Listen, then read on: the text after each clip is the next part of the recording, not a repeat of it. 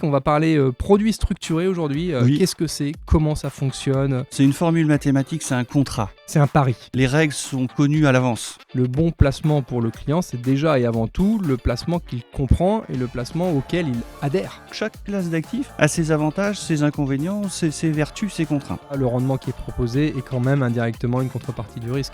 Moins j'ai de risque, plus j'ai une barrière de protection très forte, moins je suis en mesure d'offrir de la renta. Beaucoup de choses se passent en amont avec le client que l'on rencontre, l'analyse patrimoniale que l'on fait, les différents échanges qu'on a avec le client pour connaître son tempérament d'investisseur, son appétence au risque, les risques qu'il est prêt à prendre. Alors, on traite des choses techniques, des choses sérieuses, mais encore une fois, tu as le client et l'humain qui restent vraiment au centre de toute cette relation.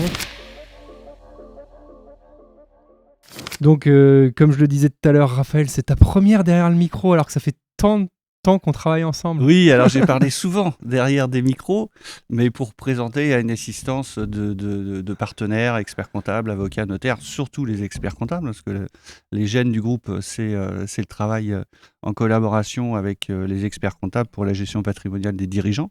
Ça marche. Donc oui, si le micro, je connais, je vais même dire que j'aime bien cet exercice. En revanche, en vidéo, c'est une première. Ouais. Donc Raphaël Guérin, La Place, on dit La Place, groupe La Place. Oui, La Place, groupe La Place. Ok, donc je te laisserai te présenter en 2 mots, mais bon, on connaît La Place, gestion de patrimoine de très haut niveau, très proche des experts comptables. C'est très aussi une des raisons pour laquelle tu es derrière le micro avec nous et pour lesquelles on bosse avec La Place. Pas que, mais c'est vrai qu'on est amené à se côtoyer, même dans les rassemblements professionnels d'experts comptables. Vous êtes présents. Tout le temps. Et de tout temps. Depuis, si le groupe constitué comme il est existe depuis une trentaine d'années, certaines sociétés, dont celle d'où je viens, existent depuis 87 et avaient été créées à l'époque par des experts comptables et pour des experts comptables pour répondre à la partie gestionnaire patrimoniale des dirigeants. Et nos clients communs, ce sont justement les chefs d'entreprise. Oui. Et puis c'est tout l'objet de ce podcast depuis le premier jour, c'est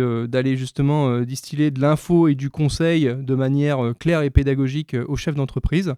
C'est vrai que le podcast, depuis 1 ou 2 saisons maintenant, a pris cette orientation de je vais chercher un sujet technique, j'invite un spécialiste que tu es aujourd'hui pour aller traiter avec moi ce sujet technique et essayer de rendre les choses claires et intelligibles par le biais de 4-5 sous-questions, 25 minutes, 30 minutes, suivant la complexité du sujet. Parfait. Et puis on y va. Ça te va? Ça me va très bien. Bon, le sujet qui nous réunit aujourd'hui, il n'est pas évident. Il est clairement technique. On va parler produits structurés aujourd'hui. Qu'est-ce que c'est? Comment ça fonctionne? C'est un sujet technique parce que c'est peut-être beaucoup moins évident et impalpable que de l'SCPI, par exemple. En fait, tu vois, tu as de la pierre papier d'ailleurs, les gens arrivent à bien comprendre, alors qu'un structuré, on va essayer en tout cas de faire ça sur la prochaine demi-heure. Alors justement, je vais te passer la parole. S'il fallait expliquer en 2-3 mots, mais je te rassure, on a plus que 2-3 mots, qu'est-ce qu'un structuré? Par où tu prendrais la question? Alors, un structuré, c'est un support. Voilà. C'est une formule mathématique, c'est un contrat. C'est un pari.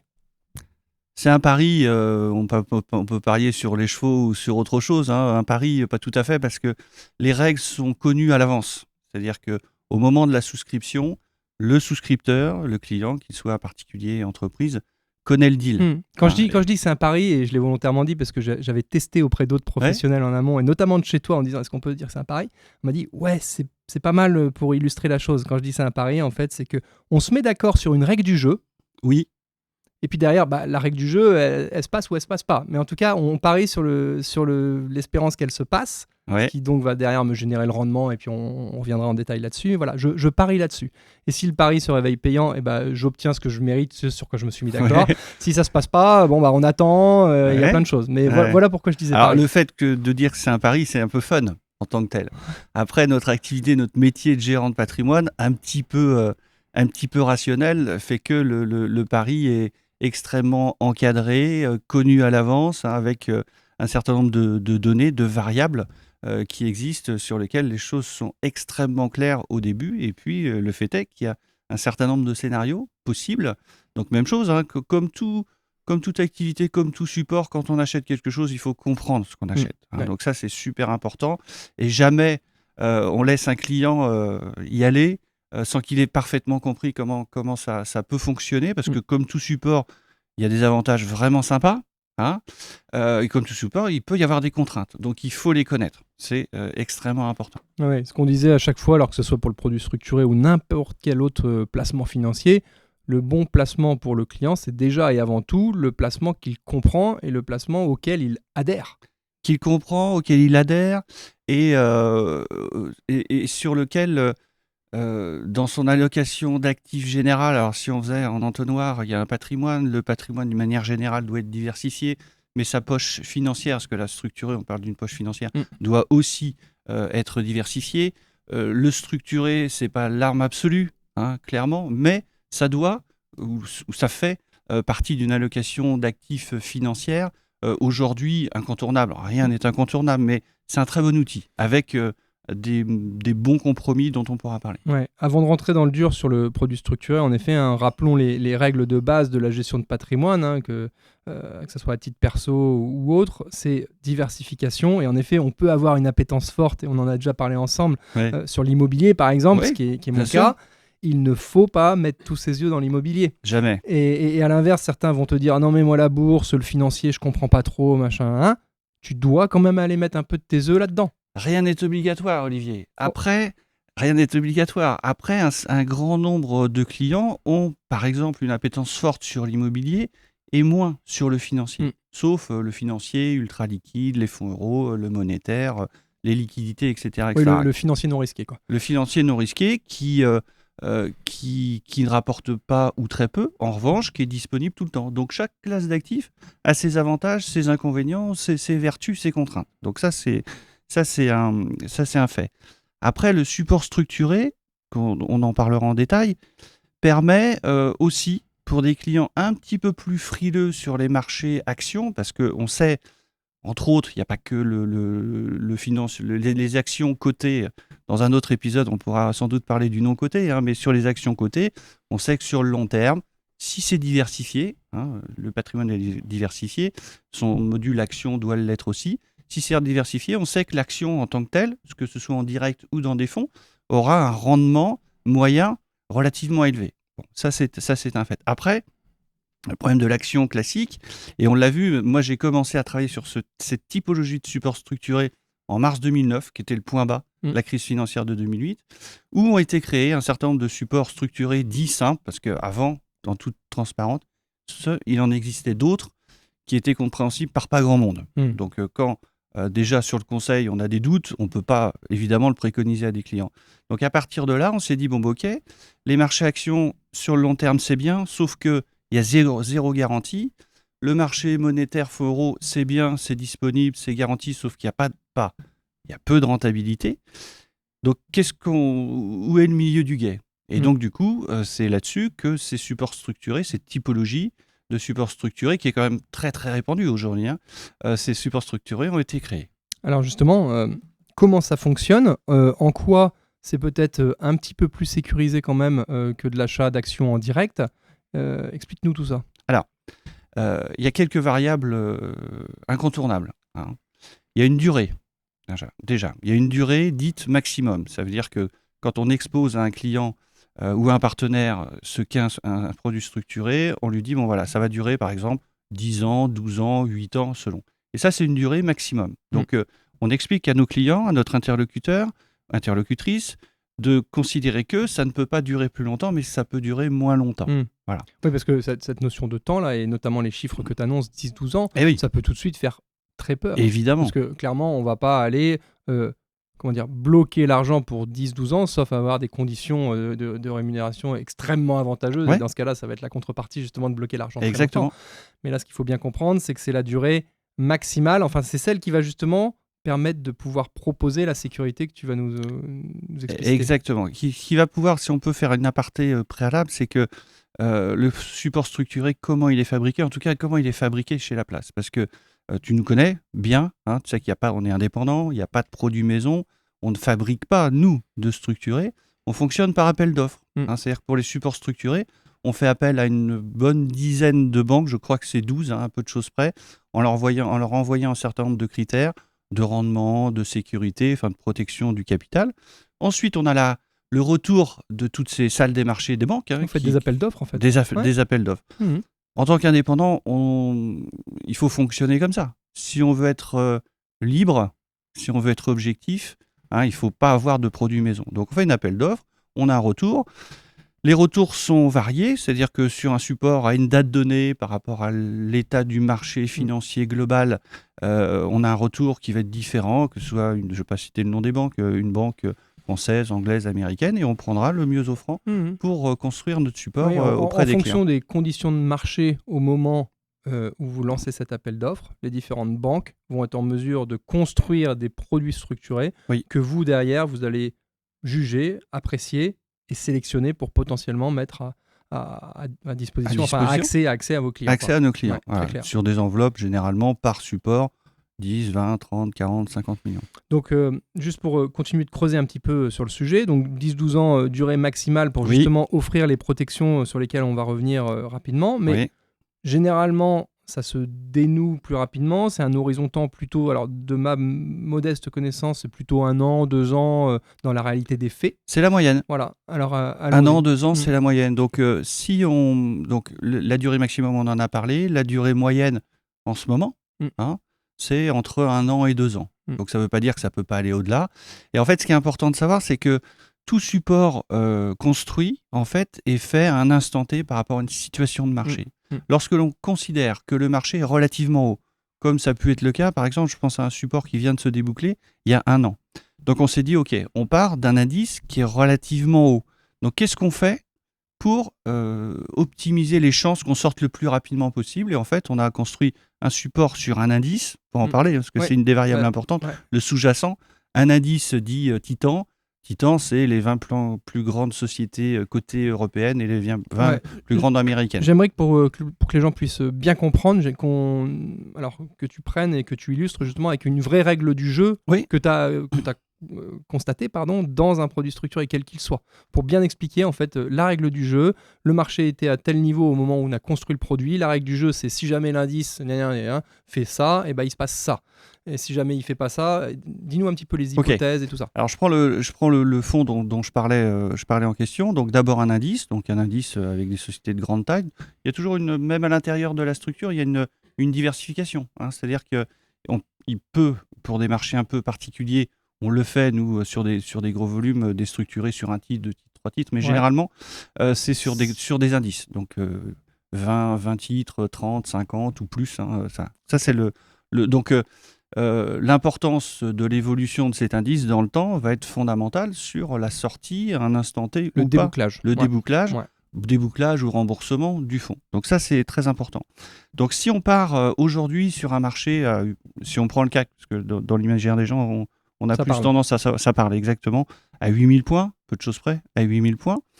On crée un support, donc sur les 40 plus grandes sociétés européennes et États-Unis, et le schéma, c'est celui-ci. On dit, si l'indice est à 8000 points, par exemple, dans 1 an, s'il est toujours à 8000 points ou au-dessus, s'il a gagné un peu plus 0,1 jusqu'à plus l'infini, on déboucle le support, on rembourse le capital investi, d'accord, plus le dividende. Et on livre le dividende, le gain, l'intérêt, on peut l'appeler, on appelle ça plus le gain qui était promis et déterminé à l'origine. Exactement. Quelle que soit d'ailleurs la performance du CAC en l'occurrence. Alors, c'est-à-dire que le CAC il peut faire plus 5, plus 6, plus 10, plus 20. Si on s'est mis d'accord et que la règle était de ça et que la règle est respectée et que ça se déboucle, on prend les 5% ou les 6% qui sont prévus à l'origine. Voilà, le support en question et le remplaçant, ça doit être 8-9%. Et je termine juste pour que bien les gens comprennent. Et à l'inverse, si la règle du jeu c'était il faut que le CAC soit à minima au même niveau, le CAC a pu faire 0. Oui. Et toi, tu vas prendre les 5% qui sont prévus par la règle d'origine. Voilà. Et à l'inverse, si le CAC fait 15,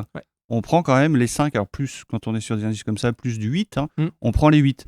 La contrepartie de ça, c'est-à-dire que c'est le bon compromis entre le marché action où il n'y a pas de garantie, ou le marché monétaire où il y a peu de rendement. Donc la contrepartie de ça, qu'est-ce que c'est? C'est que si le CAC gagne 15, vous gagnez que 8. Que 8, ça reste une rentabilité sympa quand même. En revanche, surtout sans être exposé au risque qui t'aurait permis d'avoir les 15. Exactement. Ben oui. Avec les fluctuations, la volatilité, les sueurs froides, etc. Et puis la goutte qui coule. Et en amont, on en reparlera, mais l'important à la base, c'est de connaître le client, de faire une analyse patrimoniale, une stratégie, avant de proposer quoi que ce soit ce sujet-là ou d'autres. Donc, au bout d'un an, on a gagné 0,1, on gagne les 8. On a gagné, l'indice a gagné 15, on gagne 8 quand même. Donc la contrepartie de ça, c'est les protections qu'il peut y avoir sur le capital. Et tout a un effet. C'est-à-dire que les protections classiques sur les sous-jacents actions, les protections chez nous, chez la place, je ne peux pas parler des autres, sont généralement jusqu'à une baisse de moins 50 du sous-jacent, de l'indice. Mais une baisse, la garantie vaut pour l'échéance. C'est-à-dire que si c'est un 10 ans, quoi qu'il ait fait pendant les 10 ans, alors s'il a monté, le fonds il n'existe plus, on ne parle même plus des 10 ans. Il a été débouclé. Voilà. Mais si on arrivait jusqu'aux 10 ans sans qu'il soit à date anniversaire ou au trimestre ou au semestre repassé au-dessus de sa valeur liquidative, on se dit ok, on arrive au bout de 10 ans. Ouais. Et ce qu'il faut bien comprendre, et je me permets une aparté, c'est que ce schéma-là, il faut le présenter parce que c'est réellement ça les règles et c'est théorique, mais il faut le présenter. Mais ça voudrait dire qu'on a une baisse discontinue pendant 10 ans. Oui. C'est-à-dire que généralement, on le constate bien, que ce soit la crypto, les actions et tout ça, c'est des fluctuations.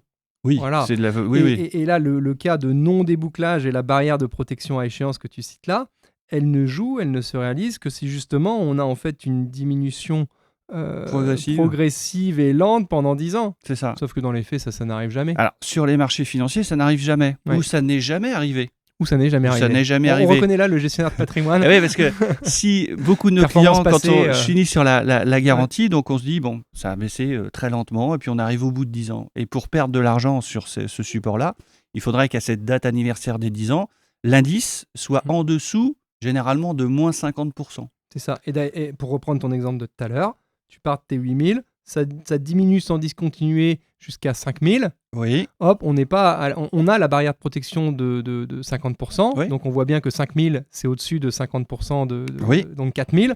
Donc là, tu te retrouves à juste récupérer ton capital à la fin. Jusqu'à 49,99. Bon. Donc l'indice a perdu quasi 50%, mais le capital est garanti. Ouais.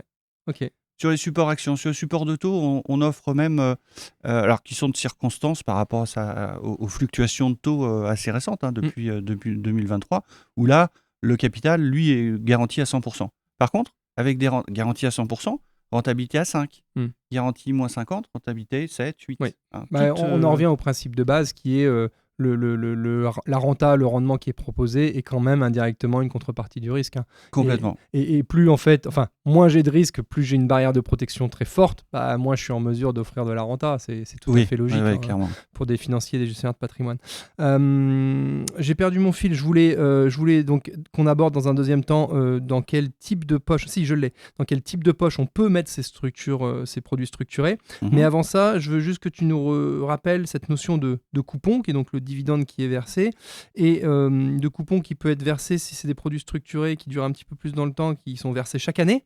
Athéna et Phoenix. Voilà, exactement. Ouais. Et éventuellement les coupons mémoire. Essaye de nous faire ça, parce que c'est un peu touchy, un peu technique, surtout sans support vidéo, sans support... sans visuel à l'écran. Parce que j'ai plus l'habitude de ça d'ailleurs. Exactement, on verra si au montage on peut rajouter des petits schémas ou quelque chose, mais essaye de nous expliquer un peu ces coupons mémoire, ces Athéna, ces Phoenix. Alors, deux grandes familles, Athéna et Phoenix. Alors le plus simple, c'est l'Athéna. L'Athéna, un contrat qui va durer 10 ans maximum, et en fait on peut le considérer comme un support de capitalisation. C'est-à-dire que ça verse pas, ça capitalise. Ça verse pas du tout. C'est-à-dire que s'il y a un débouclage au bout de 5 ans, si c'est un 7%, au bout de 5 ans, on a mis 100 000 euros. Au bout de 5 ans, on récupère les 100 000, plus 7% par année écoulée, par 5, ça fait 35%. C'est tout simple. Ça, c'est l'Athéna. Généralement, Athéna versus Phoenix, qui lui distribue, l'Athéna aura tendance forcément, puisque l'argent, il n'est pas versé tout de suite, à avoir un rendement un petit peu plus fort. Continue à capitaliser sur les intérêts. Exactement. Le Phoenix, lui, il distribue. Donc, c'est aussi un bon outil pour avoir une rémunération régulière. Ce n'est pas le meilleur outil pour avoir une rémunération régulière, mais on aura une rémunération régulière sous certaines conditions.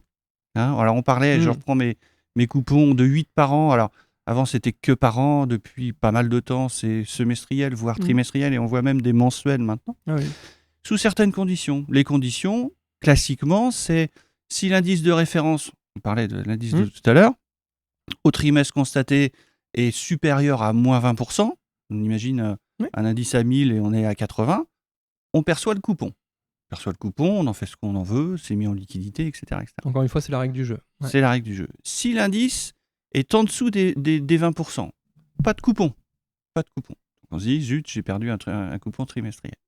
Mais si au trimestre suivant ou au-delà, on revient au-dessus de la barre des moins 20, on récupère, donc on est dans le deal, entre 0 et moins 20, on a un coupon. Le trimestre en question, on a bien le coupon du trimestre. Et le système des coupons mémoire, c'est que tous ceux qui n'ont pas été perçus avant, qui n'étaient pas dans cette zone de 0 à moins 20, sont réintégrés et donc reversés au client. Donc il peut y avoir un décalage.